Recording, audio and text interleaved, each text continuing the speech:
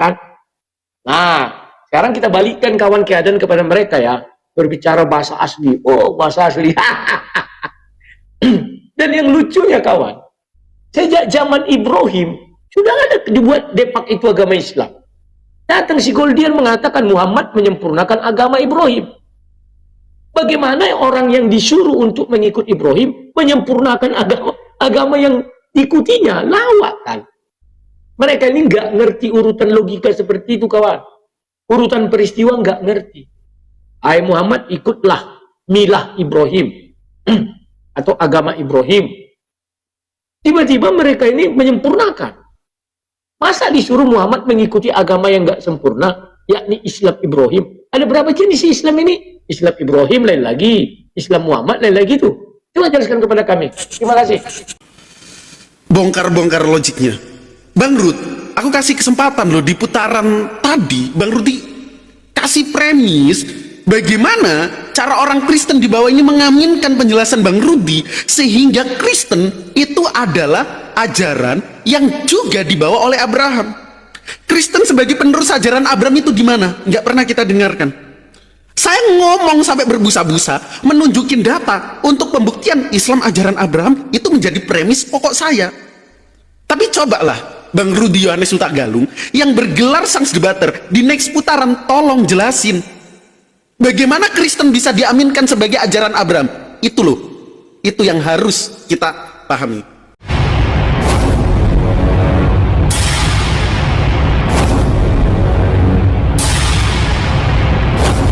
Assalamualaikum warahmatullahi wabarakatuh.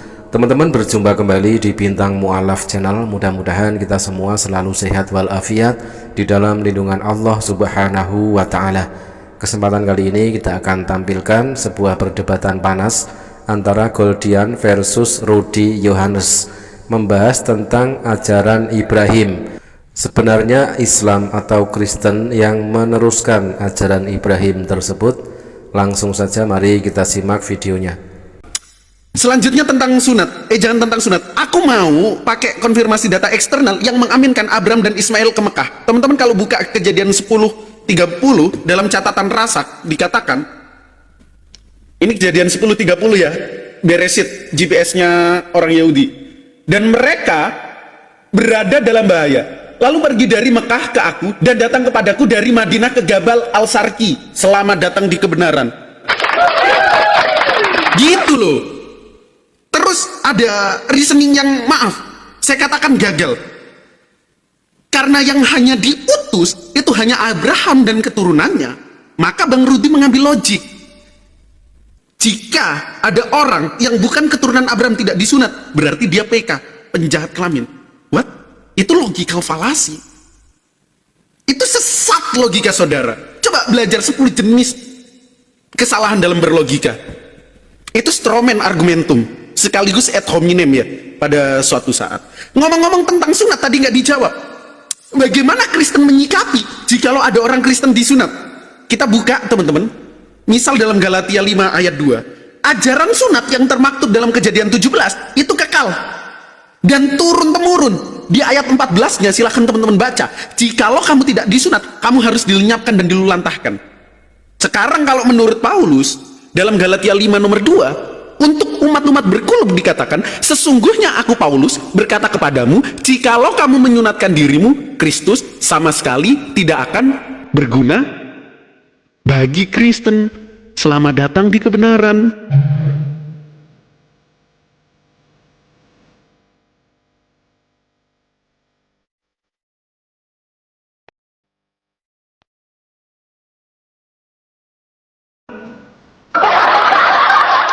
Jadi untuk umat-umat Advent atau Kristen yang sunat karena alasan medis, jangan, Kristus sama sekali tidak akan berguna bagimu. Loh, ini ajaran siapa? Abraham gak pernah mengajarkan seperti ini. Ini itu ajaran siapa? Kalau Kristen dicap sebagai ajaran Yesus, apakah Yesus pernah ngomong gini? Jangan disunat dirimu, nanti aku gak guna. Gak ada. Sekali lagi, di awal aku sampein bahwa yang berhak mengklaim ajarannya itu adalah Abrahamic faith, itu Yahudi dan Islam. Nah, Kristen ini Datangi dari endi? Jeder. Jelasin Kristen ini datangi dari endi. Itu loh. Kalau kita merujuk teman-teman, misal kisah para rasul nomor 11, itu kan dikatakan ya, Kristen itu ungkapan yang dibawa karena ulah quote and quote Paulus dan Barnabas. Yang kalau kita telisik lebih dalam teman-teman, ajarannya, mana ada sih ajaran Abraham yang mengajarkan menyembah 3 Tuhan? Coba sini-sini cari. Kalau tentang sunat, tadi sudah saya katakan, itu adalah fitrah manusia, ada dalam hadis. Salah satunya ini, khitan, dan itu diwajibkan. Kenapa laki-laki muslim senantiasa dikerat kulit katanya?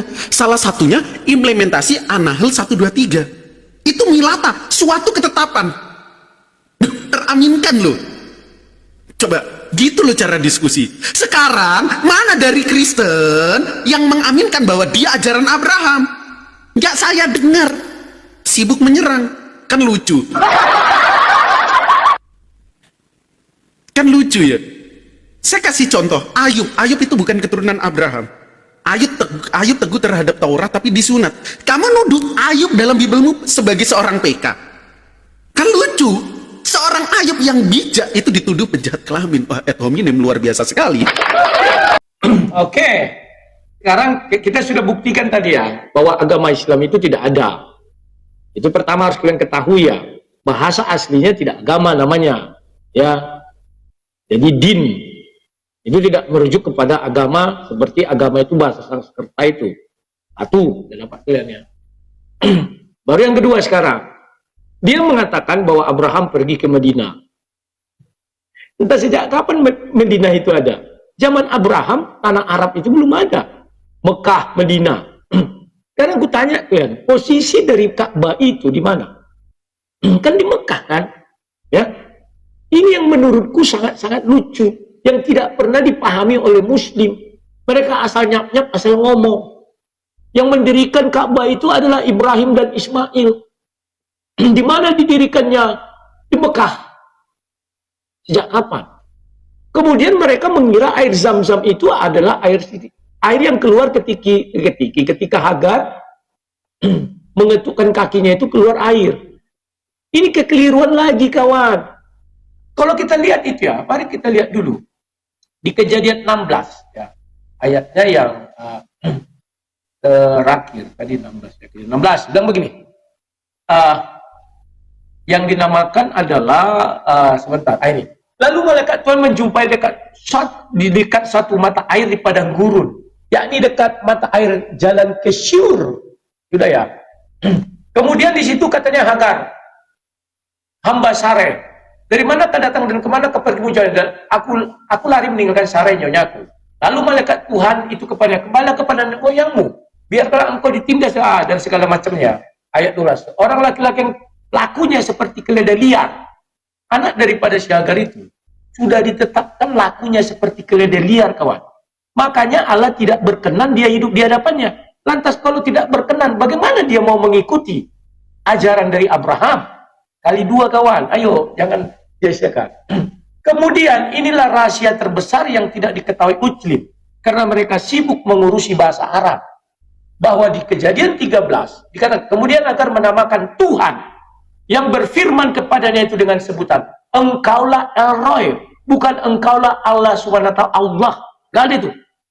Jadi kalau Tuhan yang keturunan Ismail bukan El-Roy, itu bukan Tuhan yang disembah oleh Abraham, yang diikuti oleh Hagar. Mereka ini gak akan pernah tahu karena sibuk berbahasa Arab. Seolah-olah Allah itu hanya turun dan datang kepada orang Arab. Mereka lupa dia pernah datang kepada Abraham, mereka Ibrahim. Tapi mereka tidak dapat menggali bagaimana kisah Ibrahim. Ujuk-ujuk ada surah Ibrahim. Sejak kapan Ibrahim membuat surah?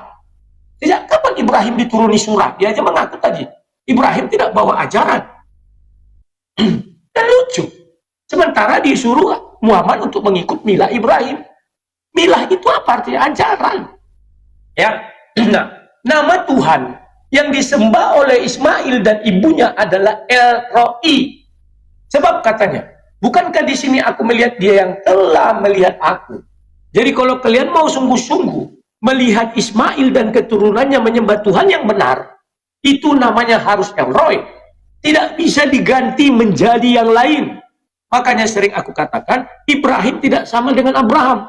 Abraham itu adalah orang yang kepadanya datang Tuhan. Katanya orang Kristen meyakini Tuhan pernah jadi manusia. Loh, Abraham kan bertemu Tuhan itu di bawah pohon terpentin itu. Dalam wujud apa? Manusia kan berbincang-bincang, mereka disiapkannya anak lembu untuk dimakan dan sebagainya. Tapi tidak lahir. Itu aja bedanya. Lah Muslim meyakini apa? Tuhan tidak bisa turun ke bumi. Sementara Abraham dikatakan di situ Tuhan bisa turun ke bumi. Aduh. Banyak ayat mengatakan Abraham berbincang dengan Tuhan, bertemu dengan Tuhan.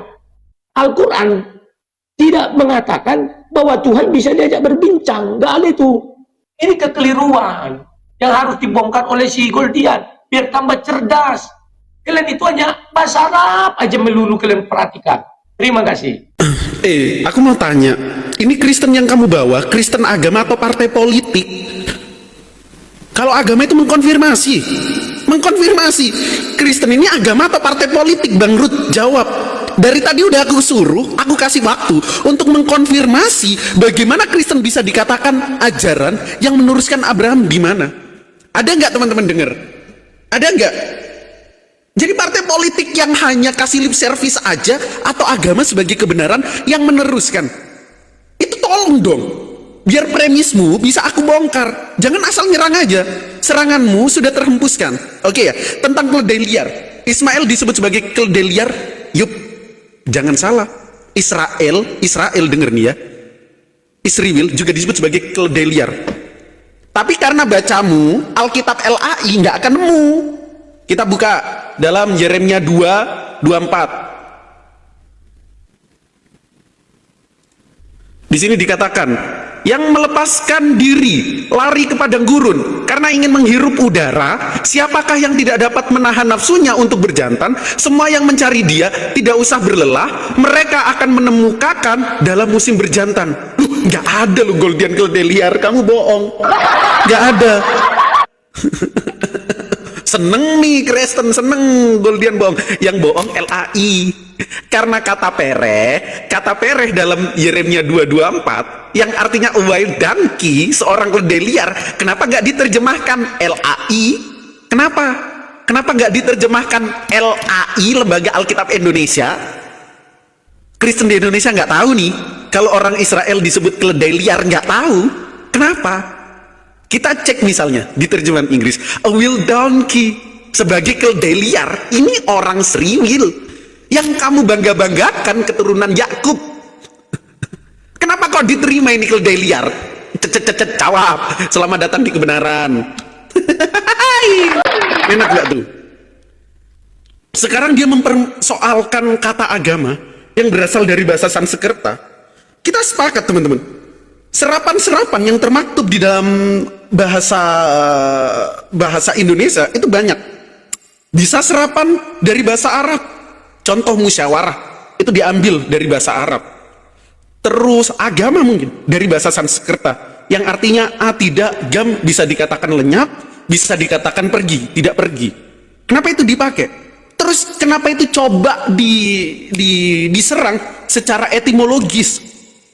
Kita lagi membahas agama sesuai terminologi yang kita sepakati, yakni ajaran atau iman. Coba reasoningnya, nalarnya digunain. Jangan sampai nalarmu jadi pecah. Kan gitu ya. Selanjutnya, tadi lupa saya bahas. Dia menyinggung bahwa Abraham di Alkitab nggak ada dimasukkan ke dalam api, itu Ibrahim. Anda kekurangan literasi. Ucapan ini saya tuduhkan secara serius. Anda kekurangan literasi. Sebab di literatur Yahudi, silakan teman-teman cek Beresit Rabah 38 nomor 13, Abraham itu dimasukkan ke dalam api saat zaman Nimrud. Ini tuh. Terus habis itu apinya dibikin dingin. Dibikin dingin. Sesuai konfirmasi dari teks Islam. Ini, mereka membawanya dan melemparkan ke dalam apa? Ke dalam api. Dan isi perutnya hangus. Abraham dilemparkan ke dalam api. Cedar, data lagi. Apa yang diomongin Al-Quran, faktanya selalu ada. Itu namanya konfirmasi positif. Sekarang tadi sudah nggak dibahas. Kita tahu teman-teman, bahwa sunat, orang Kristen yang disunat yang termaktub dalam Galatia bab 5, itu Kristus tidak berguna.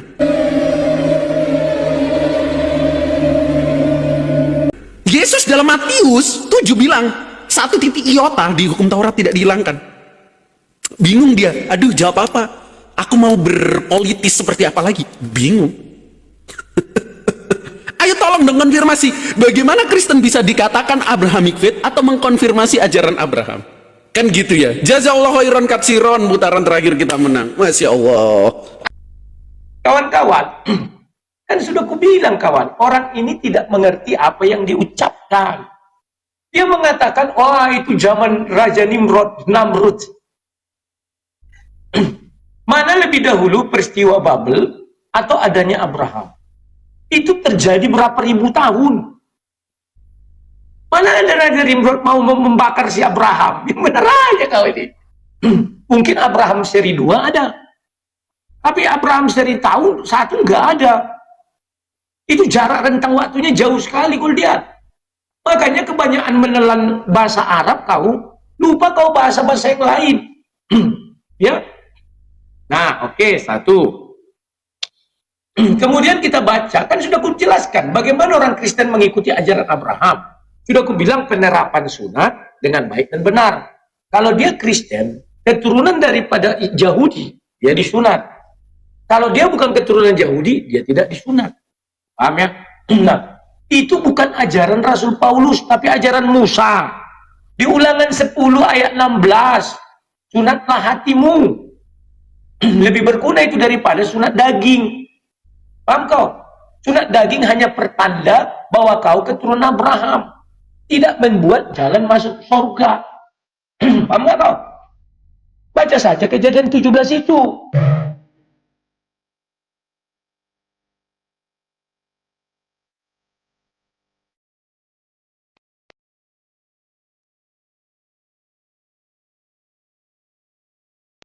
Sekarang, apakah orang Kristen mempercayai Tuhan bisa menampakkan diri? Ya. Islam tidak pernah mempercayai Allah SWT menampakkan diri.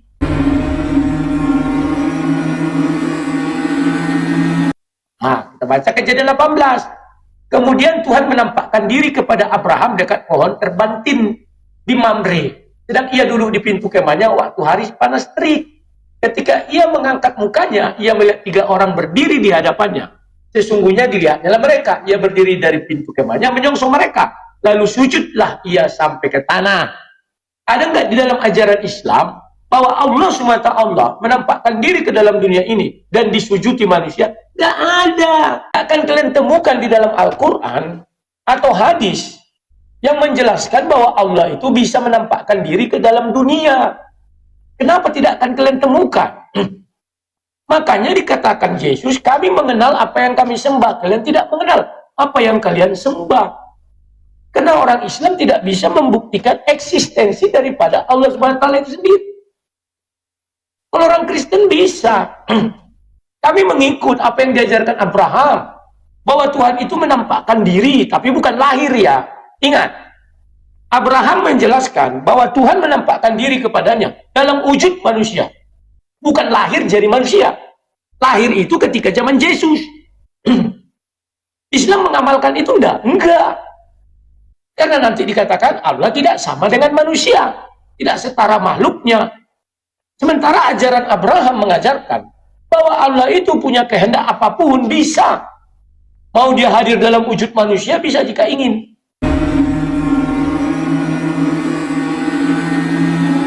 Oh, sudah mulai kena peringatan aku. Sabar. Ya.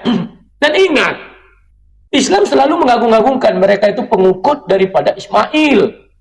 Sudah jelas-jelas Ismail itu Tuhannya bernama El Roi. Kalau tidak El Roi, itu bukan Tuhannya Ismail. Tuhan siapa yang nggak tahu kita. Karena itu menunjukkan dirinya kepada Hagar dan berkata, Hagar menamai dia El Roi. Apakah nama itu kekal? Iya, kekal. Artinya aliran atau penyembah El Roi itu tidak pernah ada lagi, hanya the one and only. Itu namanya Hagar. anaknya tidak mengikuti si Hagar. Makanya kalau ada orang mengaku keturunan Ismail, tidak menyembah Tuhan yang ditunjukkan ibunya, pembual itu. Artinya El Roy sudah mati. Tidak ada lagi. Nah ini kawan, mereka nggak paham yang begini-begini. Ya ajaran Islam tiba-tiba ada zamannya si Abraham. Sejak kapan? Aduh, kalah kita di ujung kawan. Aduh, langor. Oke, udah. Jazakallahu khairan ya. Kita bubukin lagi teman-teman. Ini dialog agama atau dialog partai politik? Hanya narasi-narasi tanpa data yang eksak. Aduh. Oke, aku bahas satu-satu. Yang mana? El Roy dulu ya. Teman-teman, aku buktikan dan aku tunjukkan dia nggak memahami El Roy yang dimaksud. El Roy itu apa coba? Nama atau gelar? Aku tanya. Macet. Coba konfirmasi aja. El Roy nama atau gelar? Konfirmasi aja. Nggak apa-apa. Di situ dikatakan dia menamai. Oke, nama atau gelar? Menamai ya nama lah. Oke, udah ya. Nah, ini nih, kalau bacanya kitab terjemahan, El Roy dianggap nama, itu luar biasa sekali. Tadi udah aku buktiin ya teman-teman, bahwa Sriwil disebut a will donkey, yang artinya keledai liar.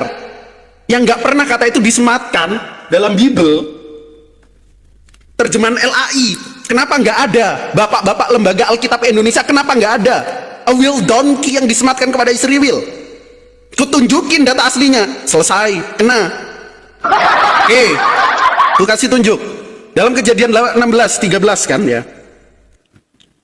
Kemudian Hagar menamakan Tuhan yang telah berfirman kepadanya itu dengan, ini baca, sebutan, engkaulah El Roy. Apa kata El Roy? Kita buka teks Hebrew-nya. Lihat, El Roy, ini kan ya, El Roy artinya maha melihat, of him who sees me. Kenapa dia disebut sebagai El Roy? Ini loh, El Roy artinya maha melihat. Maha melihat itu gelar ya, paham nggak Oten? Ini saying, vision, melihat. Kenapa dia disebut El Roy? Paham? Oten paham? Apalagi tadi yang mau aku jelasin? Oke, tentang kejadian Abraham menampakkan diri. Tuhan menampakkan diri kepada Abraham.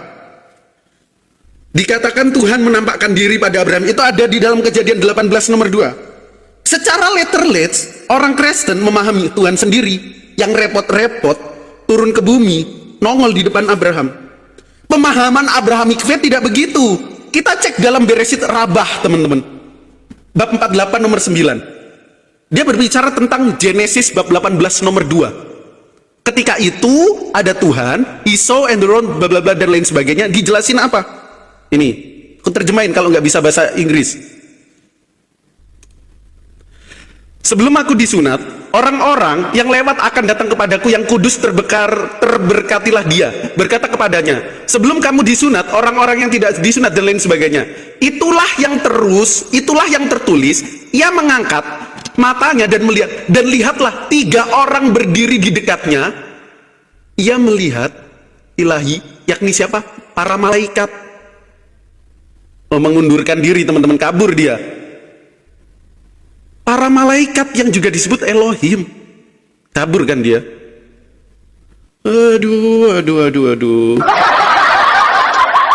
Kok dikatain Tuhan Tritunggal nyamperin Abraham? Ini para malaikat. Dalam Beresit Rabah 48. Kena lagi kan? Aduh coten, mana dia? Berani gak?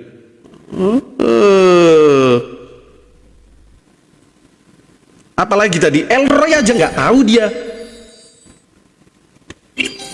Pertanyaanku kenapa LAI membubarkan semua terjemahan itu? Ini El Roy artinya apa? Maha melihat. Nggak tahu ini lagi debat parpol atau agama. Kok yang dia ucapkan narasi? Ya walaupun narasinya nggak nyambung, tapi itu narasi. Sedangkan yang saya sampaikan dari tadi data.